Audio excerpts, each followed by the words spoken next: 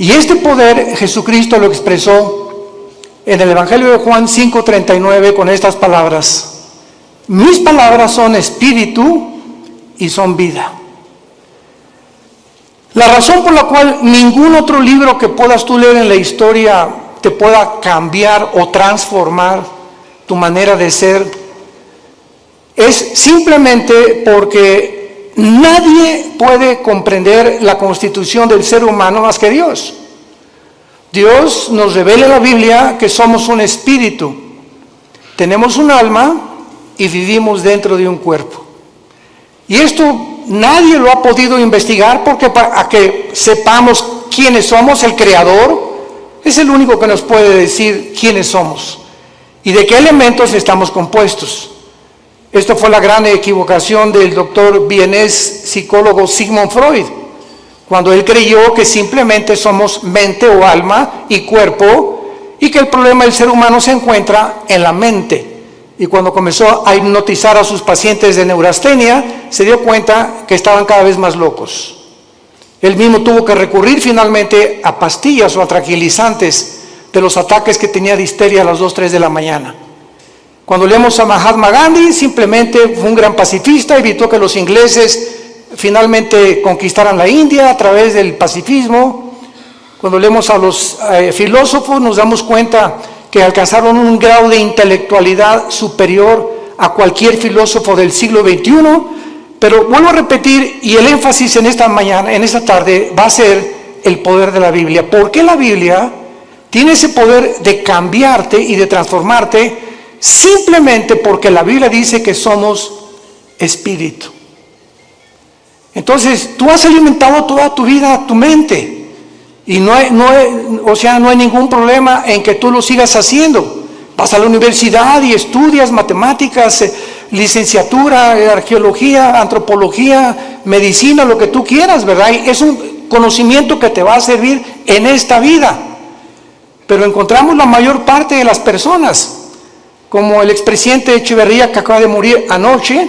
Luis Echeverría dijo días antes de morir que él lamentablemente no había podido conocer un poco más de la dimensión espiritual. Y así encontramos artistas, políticos, cantantes, deportistas que han alcanzado el éxito, grandes médicos, grandes psicólogos, grandes cantantes, etcétera, etcétera, pero llega un momento a los 50, 60, 70 años de edad que sigues igual, y que conquistaste el mundo y perdiste tu familia, o conquistaste el mundo y construiste, levantaste, y jamás tuviste una relación con tus hijos, ni pudiste dejarle una herencia a tus hijos espiritual.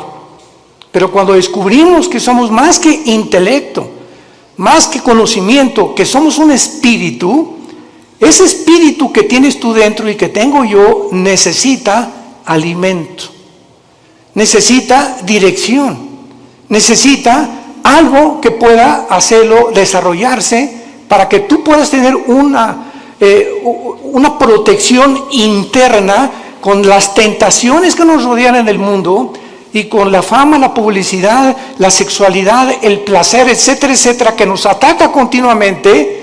El espíritu dentro de tu vida, fortalecido a través de la lectura de la palabra de Dios, llegas al final irreprensible sin tener nada de qué avergonzarte.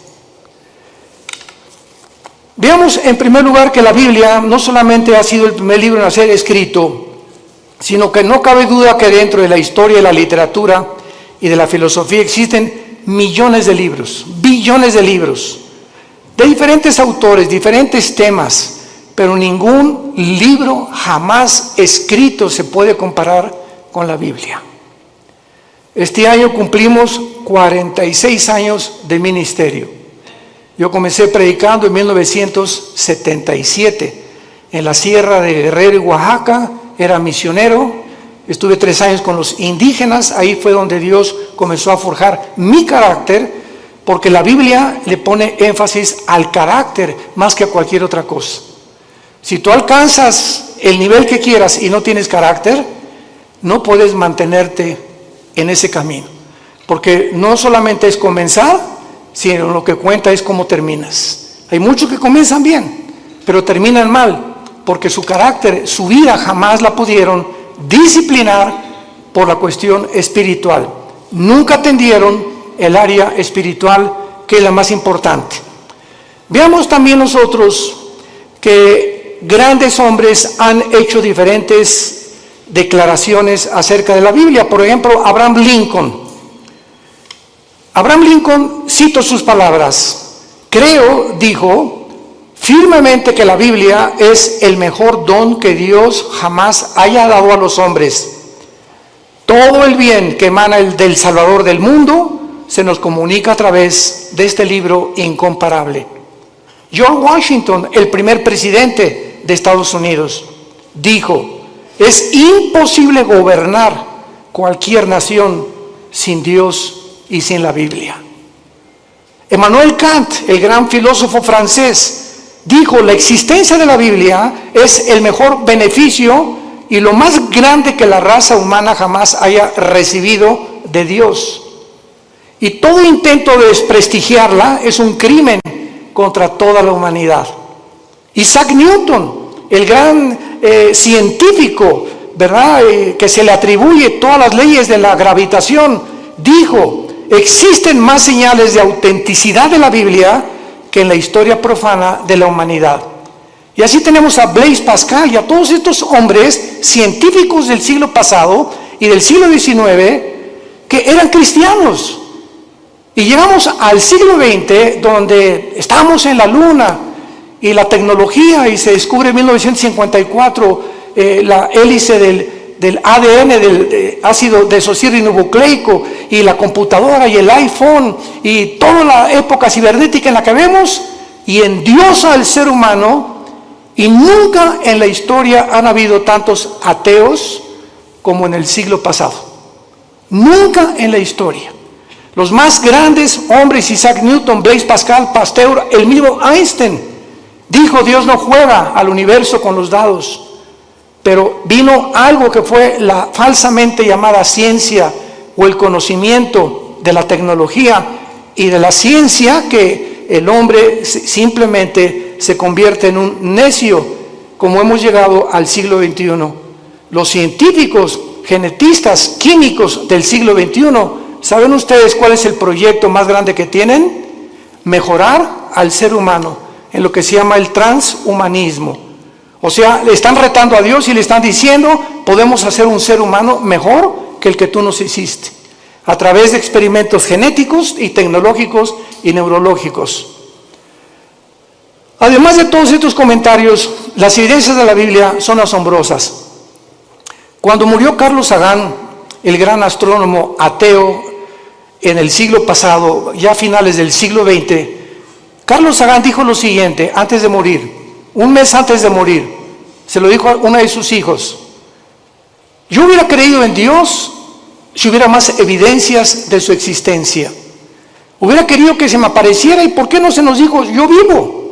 ¿Por qué Dios no nos da más evidencias de que realmente hay un poder en el universo que nos pueda guiar? Y cuando él dijo estas palabras, yo recuerdo que en ese tiempo estaba estudiando el segundo doctorado en teología, y le dije a uno de los maestros, porque me gustaba mucho ir a la Facultad de Filosofía y Letras de la UNAM, me invitaron más de 7 veces, en el Politécnico también, a dar conferencias sobre la Biblia y la ciencia y el origen del universo. Le dije a uno de los maestros: ¿cómo es posible que Carlos Sagan haya dicho que le faltaron evidencias cuando la Biblia tiene evidencias científicas? ¿Cuál es la evidencia del mundo para que el ser humano atribuya la creación a los animales? Pues lo que postuló Carlos Darwin. Carlos Darwin hizo investigaciones en la isla de los Galápagos, enfrente al Ecuador, buscando una raíz o una relación con los animales. Él nunca dijo que veníamos de los animales, postuló, dijo probablemente en su libro, el libro de las especies, el origen de las especies, pero jamás él asegura ni confirma que veníamos de los animales. Y durante todo el siglo XX, todas las universidades, todavía hay escuelas, esto es impresionante, que sigan enseñando que nosotros tenemos el origen en Chita. Y en los animales, cuando se descubre la genética del ADN en 1954, se derriba completamente la teoría de la evolución, porque es imposible, señores científicos que nos escuchan y maestros de las universidades que nos visitan o que nos ven a través de la televisión, es imposible que una ADN de un toro sea igual al de un caballo, y es imposible la mutación de una especie a otra especie. Y hasta este momento no hay ninguna mutación, jamás, lo que se llama el famoso eslabón perdido, para que un conejo se convierta en una ardilla o un ser humano en un animal. Las cromosomas y los ácidos que tiene el cuerpo humano, que forman parte de toda la estructura anatómica que nosotros recibimos de Dios, hacen imposible la evolución, un cambio de genética de un cromosoma o de un ADN a otro ADN. La física dice que realmente la ley de la entropía, que todo va de mal en peor, que todo, la segunda ley de las teorías físicas, que es lo que establecen, que todo se está echando a perder, que todo se descompone, que todo tiene un proceso de deterioro, y la evolución dice que vamos de menos a más. ¿Y la biología qué nos dice? ¿Quién es una mujer? ¿Qué contestarías si te preguntaran quién es una mujer? ¿Qué es lo que hace a una mujer diferente de un hombre? Simplemente la mujer tiene 2 cromosomas XX. Eso es lo que hace mujer. Si tú tienes cromosomas 2XX, eres mujer, eres del sexo y del género femenino. ¿Quién es un hombre? Una persona que tiene cromosomas XY. Y la Y no la tienen las mujeres. Y si tienes el cromosoma Y y tu mente te dice que no eres lo que la biología y la genética establece, ya no la Biblia, tu problema es mental, no es físico. ¿Se dan cuenta al punto a donde hemos llegado de estupidez mental? Y de la forma en la que hemos llegado a publicar y a tratar de hacerles creer a los niños que no son niños, que son niñas, y a las niñas que son niños, y que se está aceptando, como la famosa compañía Disney, ya promoviendo películas de homosexuales y de lesbianas entre los niños y las niñas. Este es el mundo de nosotros, un mundo completamente oscurecido, anticientífico. Jamás se había atacado la ciencia en la forma en la que se ha atacado actualmente. Lo que enorgulleció al ser humano en el siglo XX, en la ciencia se volvió contra los médicos, haciéndolos, profesando ser sabios, se han convertido en necios. Veamos en la segunda carta que el apóstol Pedro escribió hace 2000 años. Los que traigan su Biblia la pueden abrir en la segunda carta de Pedro, capítulo 1, versículos 19 y 21, y veamos algunas evidencias de la Biblia en cuanto a su enseñanza y al propósito de Dios para habernosla dejado. Comienzo diciendo que si Dios existe, vamos a hacer una línea de lógica elemental. Si Dios existe, no nos dejó al azar, ni al accidente. Tuvo que haberse de alguna forma comunicado con nosotros, porque si Dios existe, su más grande anhelo es que sus criaturas le conozcan, le sirvan y le adoren. Y esta es la razón por la cual envió a Jesucristo su Hijo hace 2000 años, para que Él pudiera decir: yo soy el camino, yo soy la verdad, yo soy la vida. El que quiera conocer la voluntad de mi Padre conocerá si la doctrina es mía o si yo hablo por mi propia cuenta. El que habla por su propia cuenta, su propia gloria busca. Yo he venido a buscar la gloria y hacer la obra de mi Padre que me envió. Mis palabras son espíritu y son vida. Yo soy el pan que descendió del cielo, yo soy el camino, la verdad y la vida. Estas palabras de Jesús en Juan 14:6 son las que cambiaron mi vida hace 48 años.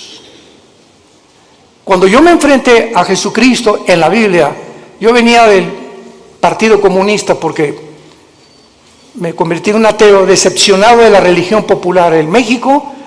Quería ser cura a los 13 años de edad, Me decepcioné tan grandemente de la religión que me convertí al ateísmo, me fui al otro extremo, porque yo creí que ellos representaban realmente a un Dios que no es el Dios de la Biblia.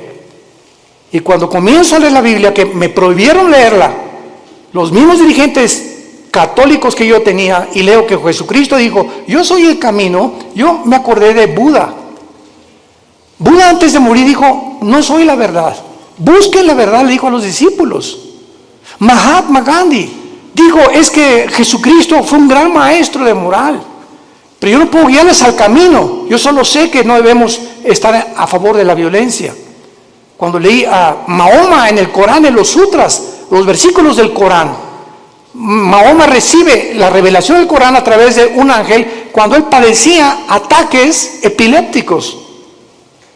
Y comienza a leer el Corán y ve lo que dice: asesinemos a los judíos y a los infieles, matemos a todos los que no acepten el Islam.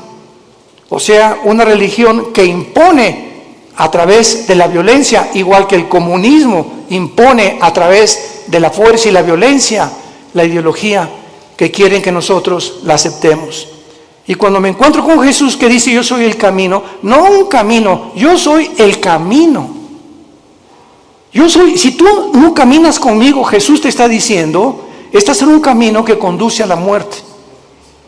Porque hay caminos que parecen derechos, pero su fin es camino de muerte. Cuando Jesús dice, yo soy el camino, yo soy la verdad, me pasé años en el comunismo y en la filosofía buscando qué era la verdad. Nunca un maestro me dijo qué era la verdad. Y reta a tus maestros en la Universidad de Filosofía y pregúntales, ¿me puede usted definir qué es la verdad? ¿Por qué? Porque no creen en las verdades absolutas. La verdad que existe actualmente en el mundo científico y en el mundo universitario es, si tú crees eso, síguelo creyendo, no me hagas creer lo que yo creo. Si tú crees que ser homosexual es bueno y tú no, pues no seas homosexual. Si tú quieres ser ateo, o sea, cada quien tiene su verdad. Cada quien piensa filosóficamente en la verdad, en la forma en la que tú quieras pensar. Entonces, esto se llama relativismo, donde no hay una verdad absoluta. Cada quien piense y cada quien tiene su propia verdad. Si tú crees que abortar es malo, ¿verdad? Pues entonces no abortes. Si tú crees que abortar es bueno, o sea, no hay una regla, no hay un parámetro para establecer códigos de conducta y de ética en el mundo más que en la Biblia. Y cuando Jesús dice, yo soy el camino, la verdad y la vida, ahí te caes derrumbado totalmente. Él dice que Él es la razón por la cual tú existes. Que esta es la razón por la cual tú naciste, que Él es la razón por la cual tú tienes que vivir la corta vida que nos queda, y que si tú no caminas con Él, y no crees la verdad que Él trajo al mundo, y no entiendes que Él realmente puede transformar tu vida no se pudo comparar con la de una vaca, con la de un perro, o con la de un ratón. Los animales se levantan, pastan, comen, y se acuestan, se duermen, comen, pastan y se acuestan. Millones de seres humanos viven bajo la misma rutina. Te levantas, trabajas, comes, el propósito es hacer dinero, buscar los mejores negocios, alcanzar la cima, tener negocios o una carrera que me pueda realmente redituar o que realmente sea rentable lo que yo voy a hacer en la vida. Y si no es el dinero y no es el éxito y no es la fama, casi nadie la sigue. Y otros, como no pueden, lo hacen a través de la violencia, del robo, el secuestro, la drogadicción, a través de todo ese tráfico humano, etcétera, etcétera. Como ahora acaban de encontrar, ¿verdad?, que este señor Epstein, que tenía amigos con todos los gobernadores casi de Estados Unidos, y formaron un núcleo de tráfico humano de niños de 10 y 12 años que los violaban y los vendían en Europa, en Francia y en América. Estamos hablando de hombres multimillonarios, asistentes y amigos y compadres de los presidentes de la mayor parte de las naciones. El tráfico humano se encuentra lo más rentable que hay en el nivel más alto de la humanidad, por la corrupción tan grande a la que el ser humano ha llegado. En esta segunda carta, el apóstol Pedro nos revela tres cosas acerca de la Biblia. Y dice así, tenemos también, 2 de Pedro 1, versículo 19, tenemos también la palabra profética más segura. Tenemos la palabra profética más segura. ¿Más segura que qué? Pues más segura que milagros. Ahorita hay cantidad de cristianos que siguen buscando milagros. Personas que dicen, si yo veo un paralítico ahorita enfrente de mis ojos que se levanta y me dice su médico que tiene 15 años o 10 años sentado en una silla de ruedas y comienza a caminar, voy a creer en Dios. ¿No es cierto? No es cierto, no es cierto. Tus emociones van a ser exaltadas, te vas a asombrar realmente. ¿Y cuánto te va a durar esa emoción que tuviste al ver un milagro? Te va a durar 3 o 4 días y sigues siendo la misma persona. Porque los milagros no cambian al ser humano, porque la fe no es por ver, la fe es por oír y por oír la palabra de Dios. Si tú no te conviertes y tu transformación no es por oír la Biblia, todo lo demás es completamente secundario y relativo. Entonces, cuando dice Pedro que la palabra profética es más segura, nos está diciendo que las profecías de la Biblia que se han cumplido, solamente cuando Cristo muere en la cruz, 33 profecías se cumplieron de los profetas hebreos del Antiguo Testamento. 33 profecías. Yo recuerdo que en aquel tiempo que estudiaba las profecías de Dios, me llamó la atención las profecías de tu padrino Nostradamus. El famoso disque vidente o profeta. Y cuando leí las profecías de Nostradamus, que las hacía en forma de versos, etcétera, etcétera, se cumplieron el 15% y el otro 85% jamás se cumplieron. Cuando oí que Janine Dixon, una mujer que una semana antes que asesinaran al presidente John Kennedy en la ciudad de Dallas, 1962-63, dijo una semana antes a los periodistas del New York Times, veo sangre en Dallas en el presidente. Y lo asesinaron una semana después y se convirtió ella en una pseudo profeta de Estados Unidos, Jean Dixon. Lo puedes encontrar en el internet. Y a las 3 semanas, pues la rodearon los periodistas, profetícenos, díganos algo. De ahí en adelante, ninguna profecía de ella se cumplió. Porque hay una ley en la Biblia que dice así, en el libro de Deuteronomio, cualquier persona que profetice algo y no se cumpla el 100% de lo que profetizó, es un falso profeta. El 100% de lo que profetizó. Así que cuando venimos a la Biblia encontramos, por ejemplo, en Isaías capítulo 44 en el Antiguo Testamento, que hace 2700 años este profeta dijo estas palabras retando Dios a los seres humanos.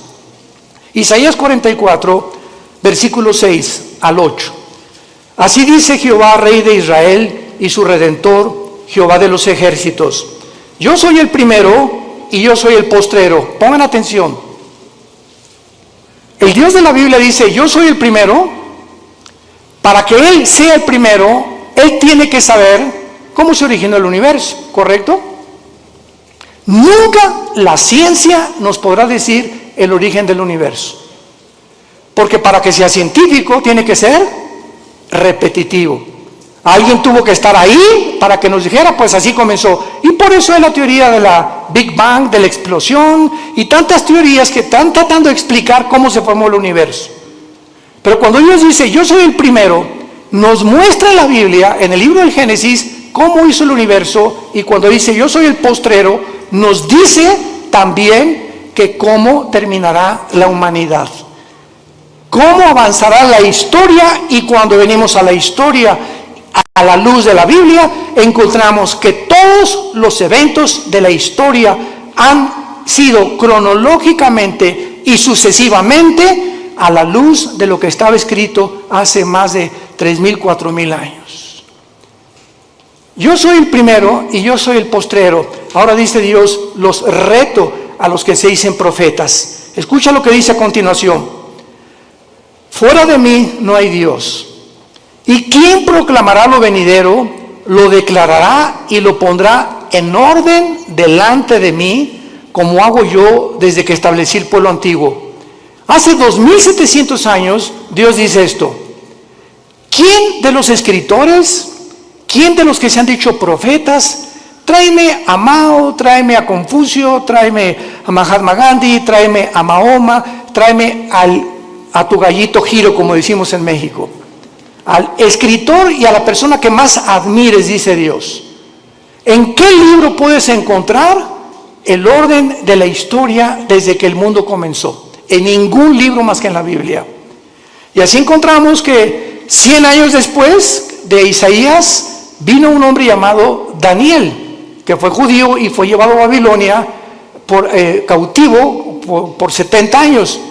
Y en el libro de Daniel, hace 2600 años, damas y caballeros, hace 2600 años, en el libro de Daniel, él declara los órdenes de los imperios que vendrían en el mundo a través de la historia. Y le dice el ángel que le revela a Daniel esta profecía: Daniel, estás ahorita bajo un imperio que es Babilonia. Babilonia es la nación de Irak, bíblicamente y actualmente. Después de ti vendrá otro imperio que será menor. ¿Quién conquistó Babilonia históricamente, señores profesores de historia? Los medos y los persas. Y después vendrá un tercer imperio, le dice el ángel a Daniel. ¿Quién vino después de los medos y los persas? Alejandro el Magno, los griegos derrotaron a los medos y a los persas. Y vendrá un cuarto imperio que aplastará a casi todo el mundo entero. ¿Quiénes fueron los que siguieron después de Grecia? El imperio romano. Daniel profetiza hace 2600 años la cronología de los imperios mundiales de toda la historia. Y finalmente lo pueden encontrar en otras conferencias que hemos dado. Vendrá otro imperio que son los 10 dedos de los pies de la estatua de Nabucodonosor, que el anticristo, el próximo gobernante y dictador mundial, formará una confederación política de 10 naciones, 5 de Europa y 5 del Medio Oriente. Formarán un G10 y cuando oigamos en la televisión, en el radio, ahorita hay un G7, cuando se forme un G10 de esos 10 naciones que se van a unir del Medio Oriente y de Europa, de entre ellas saldrá el anticristo. Y nosotros ya no estaremos aquí. Ahí nos vemos al rato. Porque vendrá el arrebatamiento de la iglesia. Pero no me quiero profundizar ahorita en eso. Y finalmente en esta profecía de Isaías, dice el versículo 8, no teman. Desde el Génesis hasta el Apocalipsis, el mensaje a los cristianos es: no tengamos miedo de nada. No teman, ni de los temblores, ni de las inundaciones, ni de la Tercera Guerra Mundial, ni de explosiones volcánicas, ni del hombre, ni del diablo, ni de los demonios. Porque mayor es el que está entre nosotros que el que está en el mundo. Mi paz les dejo, mi paz les doy. Mantén esa paz dentro de ti. Mantén esa paz. Esa paz es el secreto de la salud. Acabo de declarar el Hospital Hopkins, de los más prestigiados de Estados Unidos, y la Clínica Mayo Rochester en Boston, que el factor común denominador que está ocasionando las enfermedades más grandes en el mundo actualmente y el origen de las enfermedades más grandes ahorita en el mundo es el estrés. ¿Qué es el estrés? Una condición donde no tienes paz, estás ansioso, estás temeroso, estás frustrado que no se vaya a cumplir, comienzas a tener miedos de algo que no va a suceder, te adelantas al futuro. ¿Y si mi hijo se va? ¿Y si pierde mi esposo? ¿Y me quedo sin seguro social? ¿Y cuando estoy viejita que me va? Y comenzamos en un mundo a construir que no existe más que nuestra propia mente por la falta de paz. Comienza a preocuparte por el dinero, preocuparte por la salud, preocuparte por tantas cosas, el tráfico, etcétera, etcétera. Y cuando te des cuenta, ese estado mental afecta tu sistema cardiovascular, tu corazón, tus pulmones, tu hígado, tu páncreas, tus intestinos. El estado mental se llaman enfermedades psicosomáticas. Afecta completamente todo tu ser. Y eso es lo que descompone tu vida, porque si no tienes paz, no puedes disfrutar nada, ni siquiera tus vacaciones. Y hace 2000 años, el autor de la Biblia, el Señor Jesucristo, hace 2000 años nos dio el secreto: no teman. Mi paz les dejo, mi paz les doy, por nada estén afanados. Por nada permitas que tu corazón sea perturbado. Voy a la casa de mi Padre, no me tardo a preparar lugar para ustedes y vengo pronto por ustedes. Mientras estés en el mundo, mantén la paz. Escucha esto: si tú no tienes paz y te dices cristiano, no puedes leer la Biblia. Tú no puedes venir a la Biblia como Pepita en comal. Ay, Señor, ay, mi hija, Señor, le voy a hablar al pastor, porque tú no puedes venir en un estado de estrés y de ansiedad a leer la Biblia, porque el Espíritu Santo es espíritu de paz. Y Él no puede comunicarse contigo y no vas a entender la Biblia, porque para venir a la Biblia tienes que venir descansado, orar antes, echar toda nuestra ansiedad sobre Él, porque Él tiene cuidado de nosotros. Y cuando ya descansamos: Señor, yo no sé dónde está mi hija, yo no sé qué va a pasar, etcétera, pero yo sé que soy tu hija, soy tu hijo, tú eres mi papá, tú eres mi papi, tú cuidas de mí, no me vas a dejar, diste tu vida en una cruz por mí. ¿Cómo puedo llegar a esa incredulidad y falta de confianza en tus promesas estoy en este estado? Es pecado vivir en ese estado y llamarse cristiano al mismo tiempo. Es pecado, porque sin fe es imposible agradar a Dios. Y esta es la razón por la cual el mundo se encuentra como se encuentra. Y el mensaje desde hace 2000, 3000, 4000 años es: no tengan miedo, no temas nada. Acuéstate hoy en la mañana, hoy en la noche, y recuerda a un pollito que se mete bajo de las alas de la gallina, y el pollito llega, y allá anda por ahí el lobo y todo, pero mientras está bajo las alas de la gallina, pío, pío, pío, ni preocupado está el pollito. Y así hoy en la noche dile: Señor, aquí está tu pollita, aquí está tu pollito, Señor. Me acuesto porque tú tienes cuidado de mí. Escúchame, cuando Dios ve esa actitud en tu vida, te protege y te bendice. No hay otra manera de agradar a Dios más que creyendo que realmente es nuestro Padre y nos cuida y nos protege, porque nos amó en una cruz. Y al que no escatimó a su Hijo, ¿cómo no nos dará todas las cosas si nosotros se las pedimos? Regresamos a segunda de Pedro, y Pedro entonces cita en primer lugar las profecías como lo más seguro que tenemos para que nuestra fe descanse en un libro que no solamente es especulativo. Yo recuerdo cuando leí El origen de las especies de Darwin, ¿saben qué dice? Chance y, puede que, no estoy seguro, a lo mejor. Eso no es un lenguaje científico, por el amor de Dios, un lenguaje especulativo. Vienes a la Biblia y escuchas: yo, el Señor, he dicho. Y todo lo que menciona la Biblia es afirmativo, porque no hay absolutamente ninguna contradicción en la palabra de Dios, porque fue inspirada por Dios.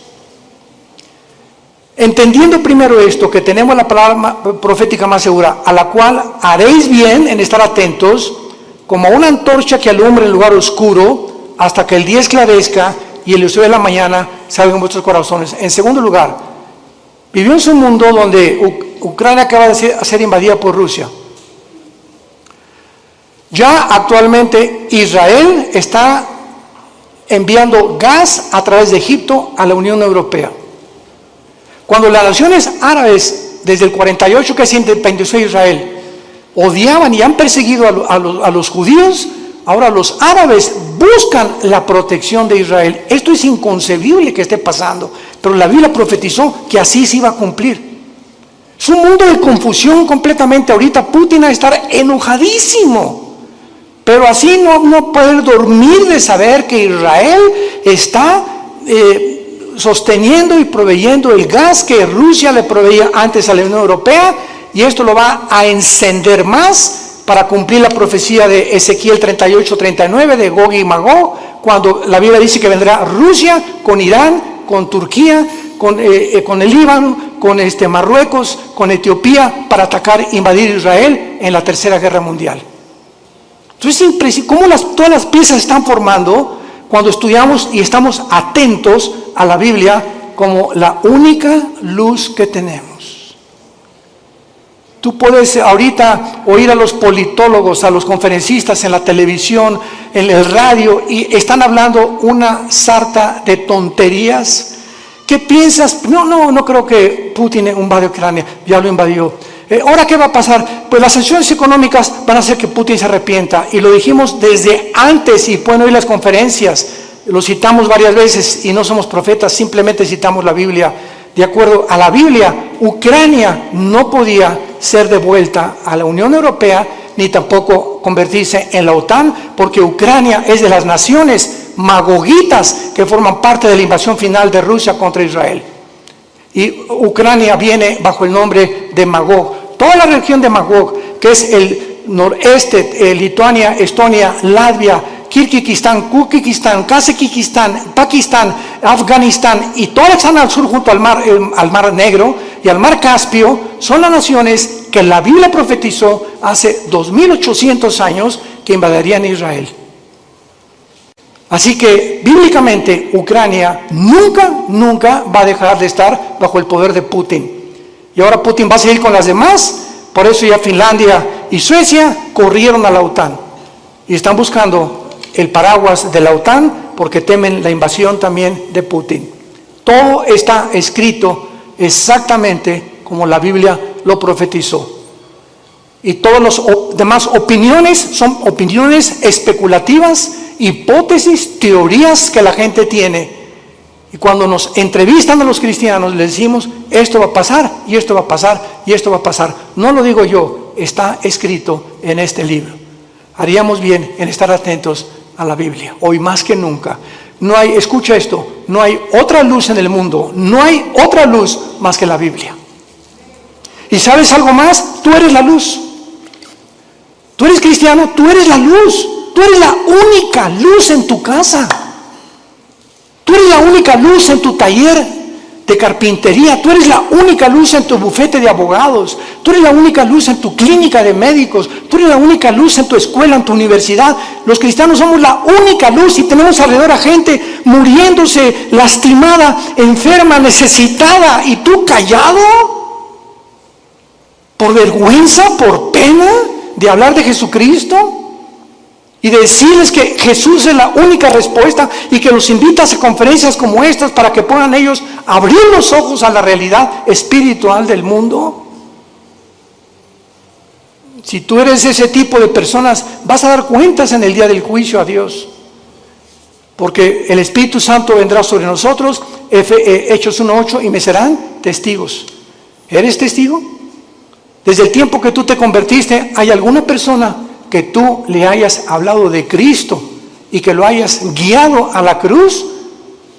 Examina tu corazón llegando hoy en la noche, ponte rodillas y ora a Dios y dile sinceramente: Señor, te pido perdón.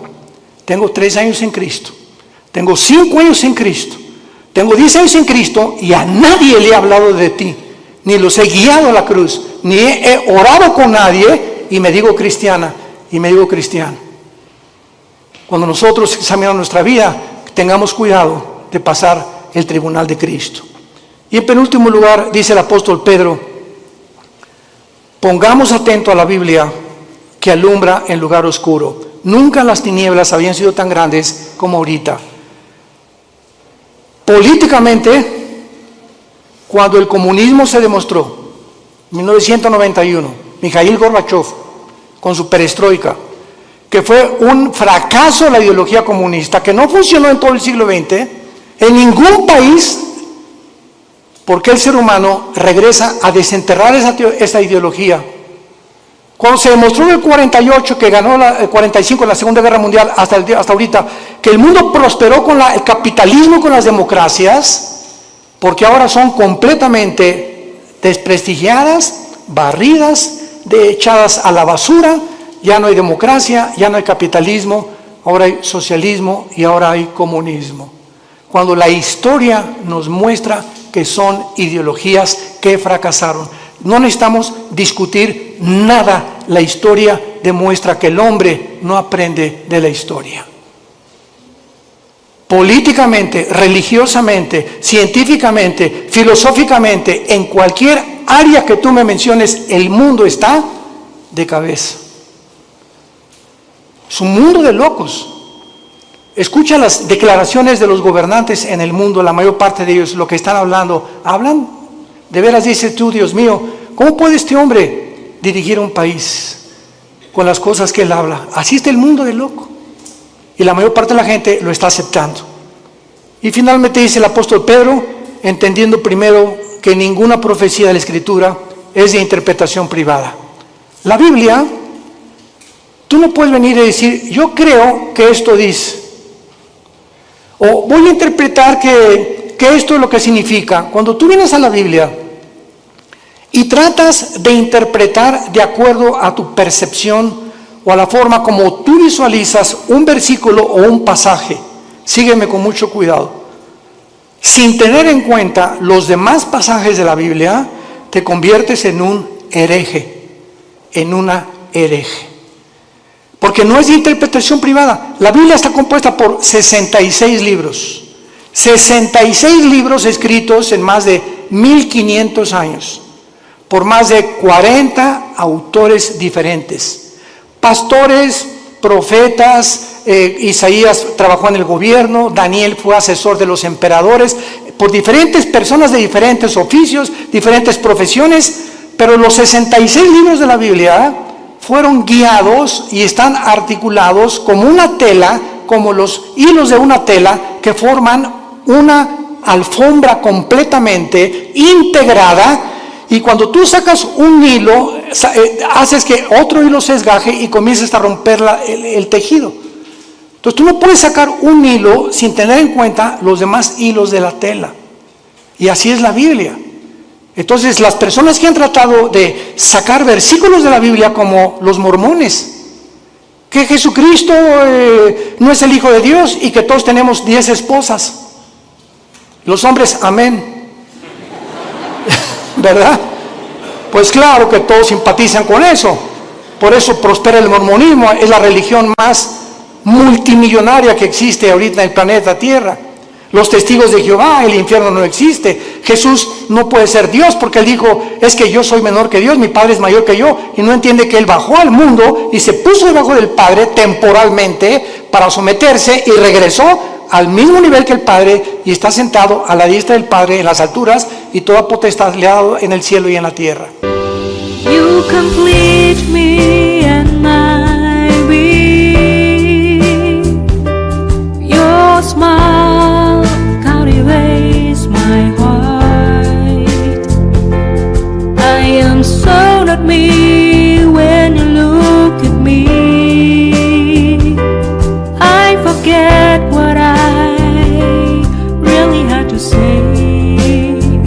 This is the magic of your love for me. Is my soul the destiny that I am miracle of my dreams? You complete me and my being. Your smile captivates my heart. I am so not me when you look at me. I forget what I really had to say. This is the magic of your love for me.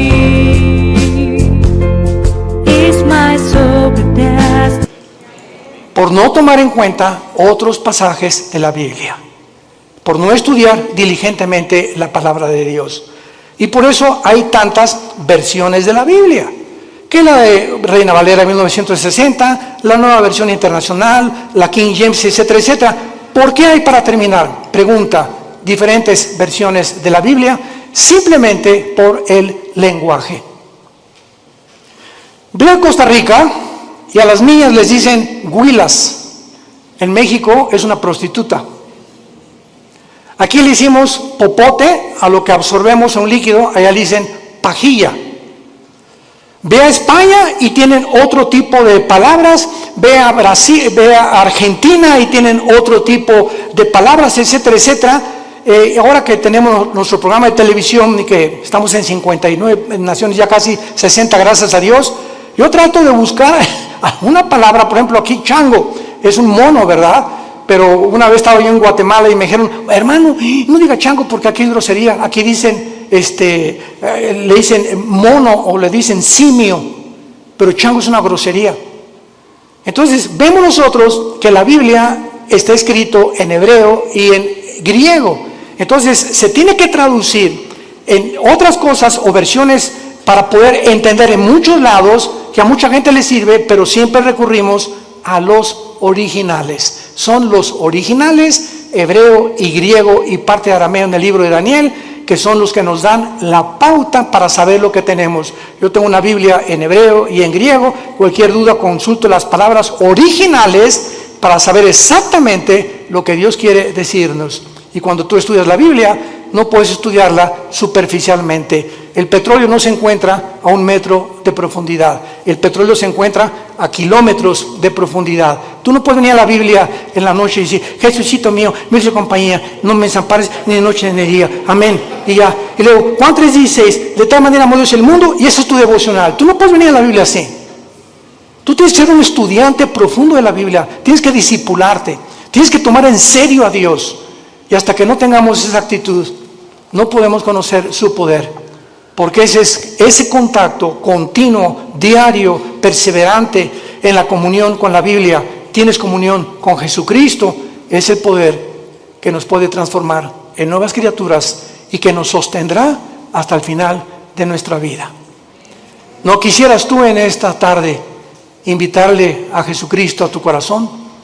¿No quisieras tú tomar ya en serio este maravilloso libro y dedicarle 15, 20 minutos, media hora antes de que te lave los dientes, antes de que vayas a la oficina, acostarte hoy en la noche, no con las noticias, sino abre los salmos, los proverbios, el evangelio de Juan? Vas a sentir algo que va a entrar como una planta le echas agua y tú no ves, es invisible, pero por dentro de la tierra hay algo que está haciéndola crecer hasta que por fin sale el tallo de la planta. Y así es la vida espiritual. Tú lees la Biblia y estás alimentando el espíritu y no lo ves ahorita, pero en 6 meses, 1 año, vas a darte cuenta que vas a decir, yo no soy aquel que yo era. Como el testimonio que oímos continuamente de las personas, cómo lo transformó Dios su vida, hasta que le entregaron su vida a Dios. Hazlo tú en esta tarde, no te tardes, porque está llamando a la puerta el Hijo de Dios. Y cuando Él dice, estoy a la puerta y llamo, ábrele tu puerta. Él no va a forzarte, tú tienes voluntariamente que reconocer que eres un pecador, que tú no estás cumpliendo los mandamientos de Dios y que alguien en esa cruz pagó por ellos con su sangre preciosa que derramó en el Calvario. Inclinemos la cabeza y dile al Señor, sinceramente, tal vez por primera vez en tu vida, estas palabras.